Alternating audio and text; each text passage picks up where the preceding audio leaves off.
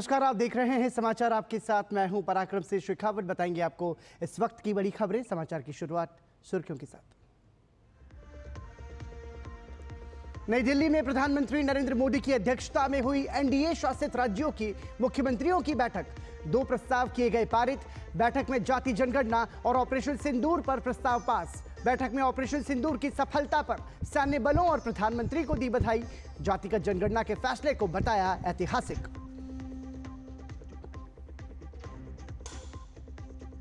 NDA की बैठक में प्रधानमंत्री नरेंद्र मोदी ने आत्मनिर्भर भारत बनाने का दिया मंत्र। केंद्रीय गृह मंत्री अमित शाह ने नक्सलवाद के खात्मे की रणनीति पर की चर्चा। तो उत्तराखंड के मुख्यमंत्री पुष्कर सिंह धामी ने समान नागरिक संहिता पर दी प्रस्तुतिकरण।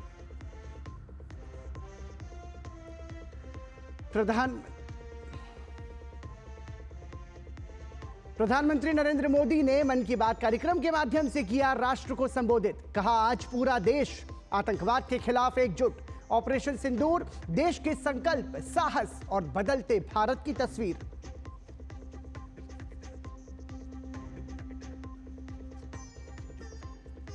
मन की बात में प्रधानमंत्री नरेंद्र मोदी ने माओवाद के खिलाफ सामूहिक लड़ाई में मिल रही सफलता से गढ़चिरौली से लेकर दंतेवाड़ा में आ रहे सकारात्मक परिवर्तनों का किया जिक्र। कहा, माओवादी हिंसा से प्रभावित क्षेत्रों में तेजी से सामान्य हो रहे हैं हालात। शिक्षा और खेल दोनों में ही बच्चे कर रहे हैं कमाल। और रविशंकर प्रसाद के नेतृत्व वाला डेलीगेशन रवाना। फ्रांस समेत 6 यूरोपीय देशों का करेंगे दौरा। सुप्रिया सूले के नेतृत्व में सर्वदलीय प्रतिनिधिमंडल ने कतर में शूरा परिषद की उपाध्यक्ष से की मुलाकात। वैजयंत पांडा के नेतृत्व में सर्वदलीय प्रतिनिधिमंडल ने बहरीन के उप प्रधानमंत्री से की मुलाकात।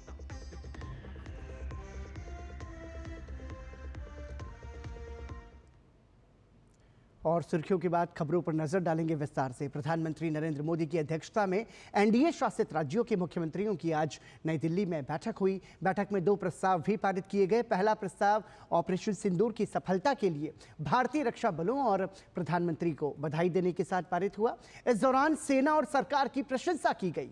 ऑपरेशन सिंदूर पर एकनाथ शिंदे ने एनडीए की बैठक में कहा कि ऑपरेशन सिंदूर ने आम भारतीयों को नया आत्मविश्वास और आत्मसम्मान दिया है। केंद्र सरकार की नीति, सेना के शौर्य और प्रधानमंत्री नरेंद्र मोदी के साहस ने ऑपरेशन सिंदूर को सफल बनाया है। उन्होंने कहा कि ऑपरेशन सिंदूर भारत की शांति यात्रा में बाधा डालने वालों को करारा जवाब है। वहीं बैठक में मोदी सरकार द्वारा जनगणना में जाति जनगणना कराए जाने के ऐतिहासिक फैसले पर भी प्रस्ताव पारित किया गया। मोदी सरकार के फैसले को प्रस्ताव में ऐतिहासिक बताया गया। जाति जनगणना को वक्त की मांग बताते हुए मोदी सरकार के फैसले की सराहना की गई। बैठक में एनडीए द्वारा शासित सभी 20 राज्यों के लगभग 20 मुख्यमंत्री और 18 उप मुख्यमंत्री हिस्सा ले रहे हैं। भाजपा अध्यक्ष जेपी नड्डा, रक्षा मंत्री राजनाथ सिंह और गृह मंत्री अमित शाह भी बैठक में मौजूद हैं। बैठक में राज्यों की तरफ से प्रेजेंटेशन भी रखे गए। मोदी सरकार के 11 वर्ष भी पूरे हो रहे हैं, उसको लेकर कार्यक्रमों पर भी चर्चा की गई। इसके साथ ही आपातकाल की 50वीं बरसी को देश भर में लोकतंत्र की हत्या दिवस के रूप में मनाने से जुड़े कार्यक्रमों पर भी विचार विमर्श किया गया।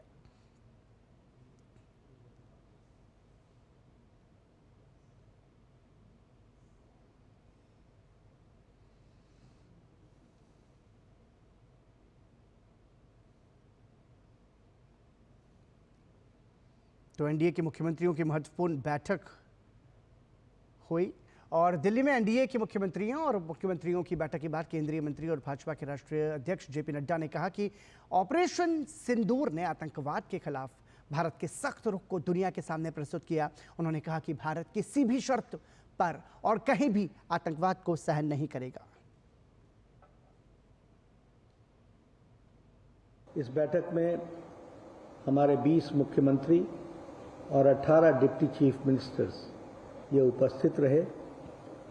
इस कॉन्क्लेव में 2 प्रस्ताव पारित हुए। एक प्रस्ताव तो ऑपरेशन सिंदूर, जिसमें जो प्रधानमंत्री मोदी जी के नेतृत्व में ऑपरेशन सिंदूर हुआ और जो हमारे फौज के, हमारे आर्मी के जवान्स ने जो देश की सेवा की है उसकी भूरी भूरी प्रशंसा की गई। और जो हमारी आर्मी है जिसने अपना पराक्रम दिखाया है, उसकी भूरी भूरी प्रशंसा हुई है। तो यह प्रस्ताव सर्वसम्मति से पारित हुआ। जेपी नड्डा ने कहा कि प्रधानमंत्री नरेंद्र मोदी के नेतृत्व में जातिगत जनगणना का फैसला लिया गया। देश में पहली बार बिहार की सरकार ने इसके लिए प्रस्ताव पारित किया था, जिसके लिए हम बिहार सरकार का धन्यवाद करते हैं। जातिगत जनगणना, इस जातिगत जनगणना के विषय पर जिसको भारत की कैबिनेट ने मोदी जी के नेतृत्व में स्वीकृति दी है, और ये हमारी कल्पना शुरू से थी, और हमारे बिहार की सरकार, नीतीश कुमार जी की सरकार जिसने सबसे पहले इसका प्रस्ताव लाया था, उसको भी ध्यान में रखते हुए और यह जातिगत जनगणना पर भी प्रस्ताव पारित हुआ। और सभी लोगों ने इसको, जहां इसकी सहमति के साथ साथ जो मोदी जी का निर्णय हुआ है, उसकी प्रशंसा के साथ साथ साधुवाद देने का काम इस प्रस्ताव में हुआ है। भाजपा अध्यक्ष जेपी नड्डा ने कहा कि प्रधानमंत्री नरेंद्र मोदी के नेतृत्व में देश के हर वर्ग के लिए समान रूप से कार्य किया जाता है। हमारी पार्टी राजनीति नहीं बल्कि जनहित के लिए कार्य करती है। जातिगत जनगणना हमारे लिए राजनीतिक एजेंडा नहीं बल्कि दलितों, वंचितों और पिछड़ों को विकास की मुख्य धारा में शामिल करने का एक जरिया है। हम जातिगत राजनीति नहीं करते हैं, लेकिन वंचित, पीड़ित, शोषित, दलित जो छूट गए हैं, उनको मुख्य धारा में समावेश करना, जो भी जिस तरीके से छूटा हुआ व्यक्ति है उसको मुख्य धारा में समावेश करना, यह समाज की आवश्यकता है। और जातिगत जनगणना के माध्यम से हम इसको देखते हैं और इसको हम आगे बढ़ाने का काम कर रहे हैं। आपातकाल को लेकर जेपी नड्डा ने कहा कि आजाद भारत में किस पार्टी ने लोकतंत्र का गला घोटकर सालों तक राज किया था, ये देश की जनता जानती है। इसलिए हम आपातकाल के 50 साल पूरे होने पर जनता को बताएंगे कि किस प्रकार कांग्रेस ने लोकतंत्र का गला घोटा। 25-26 जून को इमरजेंसी के 50 साल पूरे हो रहे हैं, तो वह भी एनडीए उसको भी जनता को उजागर करेगा कि किन लोगों ने प्रजातंत्र का गला घोटने का, डेमोक्रेसी को क्रश करने का, डेमोक्रेसी को थ्रॉटल करने का कुत्सित प्रयास किया। इसको भी हम जनता तक बताएंगे। 25 जून को 50 साल पूरे हो जाएंगे, तो यह भी जो डेमोक्रेसी को थ्रॉटल करने की, इस वाइब्रेंट डेमोक्रेसी को जो प्रयास हुआ था, वह भी हम जनता के बीच में ले जाएंगे। तो आपातकाल के 50 साल पूरे होने पर भारतीय जनता पार्टी देश भर में आपातकाल दिवस लोकतंत्र की हत्या दिवस के रूप में इसे मनाएगी। और ज्यादा जानकारी के लिए सीधा रुख करेंगे हमारे सहयोगी राजेश राज का। राजेश, भारतीय जनता पार्टी एक ऐसी पार्टी है जो जानी जाती है अपने कुशल नेतृत्व के लिए, जो जानी जाती है बेहतर प्रबंधन के लिए, जो जानी जाती है कि कैसे कार्यकर्ताओं को एक साथ एकजुट रखकर पार्टी के लिए काम कराया जाए। एनडीए शासित राज्यों के मुख्यमंत्रियों की बैठक में यदि 3 बड़े मुद्दों की मैं बात करूं तो वो क्या है? देखिए, सबसे जो प्रमुख मुद्दा है वो ये कि जब 2014 में प्रधानमंत्री नरेंद्र मोदी के नेतृत्व में पहली मर्तबा केंद्र में जब सरकार बनी, तो उस सरकार ने ये साफ तौर पर कहा कि आतंकवाद और भ्रष्टाचार के मसले पर सरकार जीरो टॉलरेंस अपनाएगी। और वह जीरो टॉलरेंस का जो सफ़र 2014 में शुरू हुआ, वह सफ़र लगातार चल रहा है। और आपने देखा कि आतंकवाद के मसले पर किस तरीके से प्रधानमंत्री नरेंद्र मोदी के नेतृत्व में पाकिस्तान के खिलाफ भारत सरकार ने अनेक मोर्चे पर मोर्चेबंदी करने की कोशिश की। लिहाजा ऑपरेशन सिंदूर की जोरदार सराहना जो है वो मुख्यमंत्री परिषद की बैठक में की गई और ऑपरेशन सिंदूर के लिए बकायदा प्रस्ताव पारित कराया गया। सेना के जवानों की पीठ थपथपाई गई। इसके अलावा अगर बात करें तो जातीय जनगणना, जो सामाजिक न्याय में विश्वास करने वाली जो तमाम पार्टियां थी, उनकी सियासत इन्हीं के बलबूते परवान चढ़ती थी। मुख्यमंत्री बिहार के जो है नीतीश कुमार, उनके नेतृत्व में एक प्रस्ताव भारत सरकार को भेजा गया था। उसको एडॉप्ट करने का काम केंद्रीय कैबिनेट ने किया। उसको लेकर भी जातीय जनगणना के सवाल पर भारतीय जनता पार्टी एनडीए की सरकार ने कैबिनेट से स्वीकृति दिलाई और जातीय जनगणना पर भी बाकायदा एक प्रस्ताव लाकर मुख्यमंत्री परिषद की बैठक में उस पर मुहर लगाने का काम किया गया। प्रधानमंत्री नरेंद्र मोदी ने अपने संबोधन में जो सबसे महत्वपूर्ण बात कही वो ये कहा कि 5 जून को पर्यावरण दिवस है। पर्यावरण दिवस के मौके पर देश भर में जो है वो पर्यावरण एक महत्वपूर्ण जो है वो कड़ी है, लिहाजा उसके लिए सरकार की तरफ से और पार्टी की तरफ से कार्यक्रम किए जाएंगे। 9 जून को मोदी सरकार के 11 साल पूरे हो रहे हैं, लिहाजा उस पर भी भारतीय जनता पार्टी और सरकार की तरफ से कार्यक्रम की रूपरेखा तैयार की जाएगी। 21 जून को अंतर्राष्ट्रीय योग दिवस का आयोजन होता है, योग दिवस के लिए भी कार्यक्रम तय होंगे और 25-26 जो जून का जो दिन है जहां पर कि इमरजेंसी लागू हुआ था उसकी 50वीं बरसी जो है वह जो है लोकतंत्र हत्या दिवस के रूप में मनाने की तैयारी जो है वो करने की कोशिश की जा रही है। तो सरकार के जो काम है उसे संगठन के माध्यम से जनता की अदालत तक पहुंचाना कहीं ना कहीं भारतीय जनता पार्टी की फितरत रही है। और बीजेपी एक ऐसी पार्टी है, आपने बिल्कुल सही कहा कि बीजेपी एक ऐसी पार्टी है जिनके सालों भर कार्यक्रम चलते हैं। फेडरल स्ट्रक्चर को मजबूत करने के लिए मुख्यमंत्री परिषद की बैठक साल में कम से कम 2 बार जरूर आयोजित की जाती है। आपने देखा कि पिछली बार जब दिल्ली की मुख्यमंत्री रेखा गुप्ता शपथ ले रही थी तो रामलीला मैदान से सीधे होटल इंपीरियल तक लोग आते हैं और मुख्यमंत्री और उप मुख्यमंत्रियों की बैठक जो है होटल इंपीरियल में आयोजित की जाती है। प्रधानमंत्री के साथ लंचन मीट होता है और कहीं ना कहीं सत्ता और संगठन दोनों को साधने की कोशिश जो है वो की जाती है और भारत सरकार की जो योजनाएं हैं उनको ग्रास रूट तक पहुंचाने के लिए मुख्यमंत्रियों के साथ संवाद जो है वो स्थापित किया गया और तमाम राज्यों के मुख्यमंत्रियों और उप मुख्यमंत्रियों से यह जानने समझने परखने की कोशिश की गई कि उनके राज्यों की कौन सी ऐसी योजना है जो योजना हिट है और जो जिन योजनाओं के सहारे जनता की सेवा बखूबी की जा सकती है और उसको कहीं ना कहीं ग्रास रूट पर अमली जामा पहनाया जा सकता है। तो मुख्यमंत्री परिषद की बैठक जो है खत्म हो चुकी है। संघवाद की बात जो है फेडरल स्ट्रक्चर को मजबूत करने की दिशा में राज्य और केंद्र के बीच यह जो बैठक है यह आने वाले दिनों में मील का पत्थर साबित होगा। इसके पहले राजेश हमने देखा कि जब बैठक हुई थी जिसमें जो लक्ष्य है 2047 का कि भारत को विकसित बनाना है तो उसमें यह मंत्र दिया गया कि राज्यों के विकास के साथ भारत का समग्र विकास। ऐसी स्थिति में जो एजेंडा रखा गया है उसमें बात कही गई है नगर पंचायत नगर ग्रामीण स्तर पर विकसित भारत को साकार करने की। उसमें बात कही गई कि महिलाओं को हम रोजगार के ज़्यादा से ज़्यादा अवसर उपलब्ध करा सकें। तो तमाम सारे ऐसे जो प्रयास है आपको लगता है कि उन प्रयासों का भी ज्यादा बेहतर प्रभाव हमें देखने को मिलेगा? देखिए, भारत गांव का देश है। गांधी कहा करते थे कि जब तक गांव का विकास नहीं होगा तब तक देश का विकास नहीं होगा। उसी तर्ज पर प्रधानमंत्री मोदी भी हमेशा कहते हैं कि गांव का जब तक विकास नहीं होगा, पूर्वोत्तर का जब तक विकास नहीं होगा, जो देश का अंतिम हिस्सा है जहां तक विकास की झिलमिल किरण नहीं पहुंच पाई थी, उन्होंने साफ तौर पर कहा कि पूर्वोत्तर और पूर्वोदय के साथ ही हम भारत के भाग्योदय की कल्पना कर सकते हैं। लिहाजा पूर्वोत्तर में आपने देखा कि विकास की गंगा बही और पूर्वोदय की बात उन्होंने की जिसमें उत्तर प्रदेश, बिहार, उड़ीसा जैसे, बंगाल जैसे जो राज्य हैं वहां पर भी विकास की किरण को पहुंचाने की कोशिश की गई।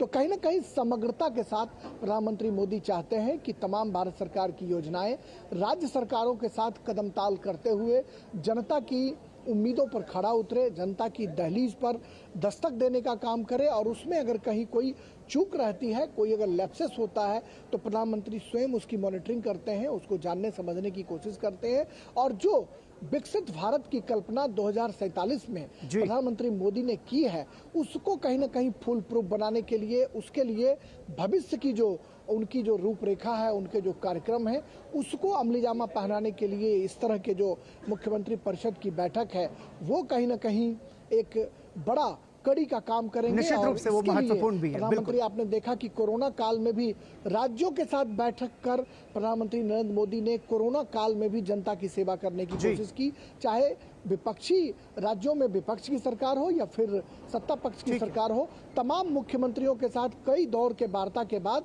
कोरोना काल में भी उन्होंने फेडरल स्ट्रक्चर को मजबूत करने की कोशिश की वीडियो कॉन्फ्रेंसिंग के जरिए और उसी का जो एक नया रिफ्लेक्शन है वो मुख्यमंत्री परिषद की बैठक है, जिसमें तमाम राज्यों के मुख्यमंत्रियों के साथ संवाद निरंतर किया जा रहा है। बिल्कुल, और इसी कड़ी में हमने ये भी देखा कि प्रधानमंत्री ने जो कि गैर भाजपा शासित राज्य है उनके मुख्यमंत्रियों के साथ भी अनौपचारिक चर्चा की थी। वो भी बहुत सुंदर तस्वीर थी भारत के स्वस्थ लोकतंत्र की। बहुत बहुत धन्यवाद राजेश राज इस जानकारी को हमारे साथ साझा करने के लिए। और इसी के साथ यहाँ पर हम रुक रहे हैं एक छोटे से ब्रेक के लिए। आप बने रहिए हमारे साथ। The sun shines brightly on its glorious soil, endowed with a wealth of natural resources, the northeast of India. Led by the Honorable Prime Minister's vision of a Viksit Bharat, explore a flight of modernity and future, and huge investment opportunities, 8 states, infinite possibilities, one powerful summit. Rising Northeast, the Investors Summit. Register now. मेरी पसंद, मेरी पसंद, मेरी पसंद, मेरी पसंद, हमारी पसंद, हम सबकी पसंद। मजबूत देश का मजबूत सरिया हो गया स्टील। जो लक्ष्य चुना था समझ आने लगा है। GLA यूनिवर्सिटी, उच्च लक्ष्य की निश्चित प्राप्ति। एक बार फिर आपका स्वागत। आप देख रहे हैं समाचार। जद के बड़े नेता और लालू यादव के पुत्र तेज प्रताप यादव को बड़ा झटका लगा है। उन्हें 6 साल के लिए पार्टी से निष्कासित कर दिया गया है। राजद सुप्रीमो लालू प्रसाद यादव ने एक्स पर पोस्ट कर इस बात की जानकारी दी है। लालू प्रसाद यादव ने एक्स पर पोस्ट करते हुए लिखा कि निजी जीवन में नैतिक मूल्यों की अवहेलना करना हमारे सामाजिक न्याय के लिए सामूहिक संघर्ष को कमजोर करता है। उन्होंने आगे लिखा कि ज्येष्ठ पुत्र की गतिविधि, लोक आचरण तथा गैर जिम्मेदाराना व्यवहार हमारे पारिवारिक मूल्यों और संस्कारों के अनुरूप नहीं है। अतएव उपरोक्त परिस्थितियों के चलते उसे पार्टी और परिवार से दूर करता हूं। लालू प्रसाद यादव के अलावा तेज प्रताप के छोटे भाई तेजस्वी यादव ने भी कहा कि वो तेज प्रताप अपने निजी जीवन का फैसला लेने के लिए स्वतंत्र हैं। उन्होंने कहा कि वो पार्टी अध्यक्ष लालू यादव के फैसले के समर्थन में हैं। उन्होंने तेज प्रताप के बारे में कहा कि वो एडल्ट हैं और अपना फैसला खुद ले सकते हैं। और इस पर ज्यादा जानकारी के लिए सीधा रुख करेंगे हमारे सहयोग कुमार आलोक का, जो कि पटना से हमारे साथ जुड़ रहे हैं। देखिए, जब हम बात कर रहे हैं बिहार की, और उसमें भी अब जब लालू प्रसाद यादव के परिवार का जब इस तरीके का जो आचरण है वो सामने आया है, तो ये बिहार की राजनीति को किस तरीके से मोड़ रहा है, समझना चाहेंगे कुमार आलोक आपसे। देखिए, तेज प्रताप यादव के बारे में अगर कहा जाए तो उन्होंने जो लालू यादव अपने आप को एक क्रांतिकारी नेता कहते हैं, जेपी आंदोलन से जुड़े हुए नेता बोलते हैं, लेकिन उन्होंने अपने परिवारवाद के चक्कर में पूरे के पूरे कुनबे को, आप कहें कि उन्होंने अपने बेटी मीसा भारती को पाटलिपुत्र से जिताने के लिए सारी पूर्व कसर 2014 में भी की थी, 2019 में भी की थी, और 2024 में मीसा भारती जीत गई। और ये जो इनका पुत्र है इनका, या पुत्र है या सुपुत्र कहे इनका, ये तो अपने आप में एक्टर है, क्योंकि इनकी शादी हुई थी दारोगा प्रसाद राय, जो बिहार के मुख्यमंत्री थे, पूर्व मुख्यमंत्री थे, उनकी बेटी के साथ शादी हुई थी। और किस तरीके से वहां पे झगड़ा हुआ, राबड़ी देवी ने किस तरीके से उस औरत को निकाला। डीओ की बहुत ही मतलब आप कहेंगे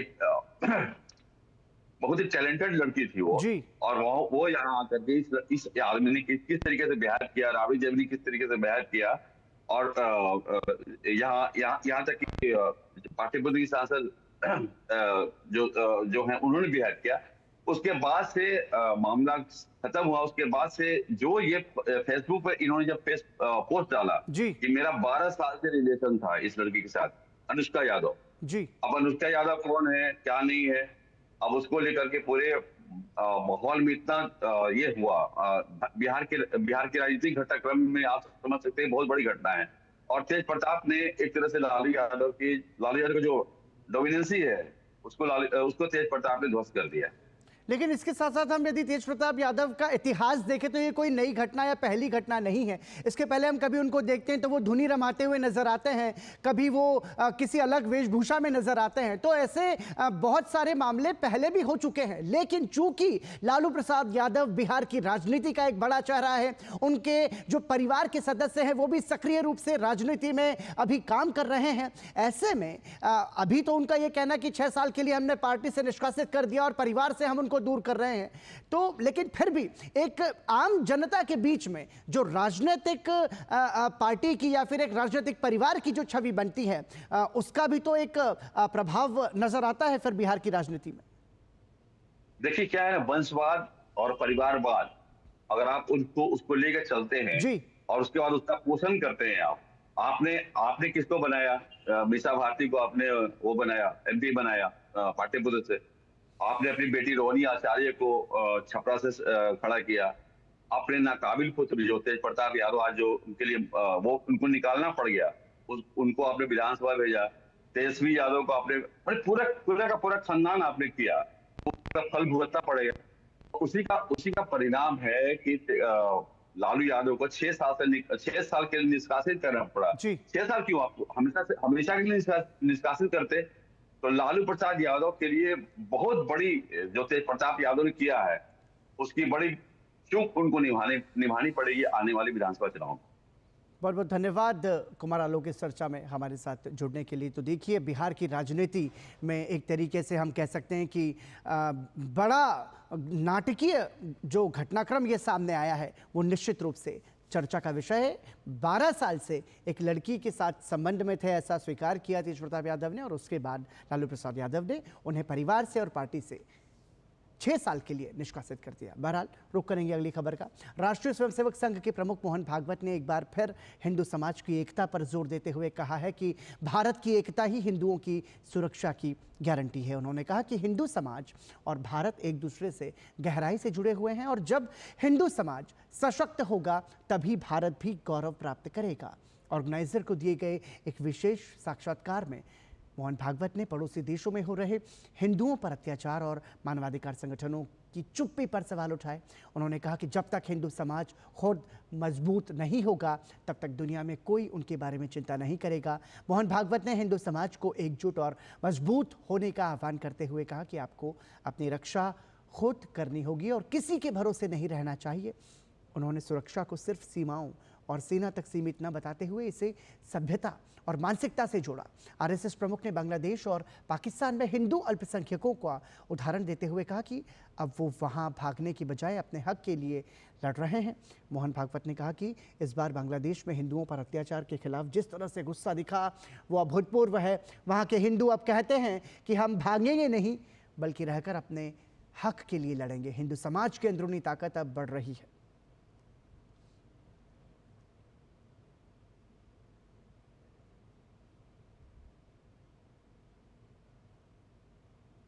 RSS प्रमुख मोहन भागवत ने मौजूदा वक्त में देश को और मजबूत बनाने की ज़रूरत पर जोर दिया है। उन्होंने कहा कि भारत को इतना ताकतवर होना चाहिए कि कोई भी उस पर हमला करने की हिम्मत न करे।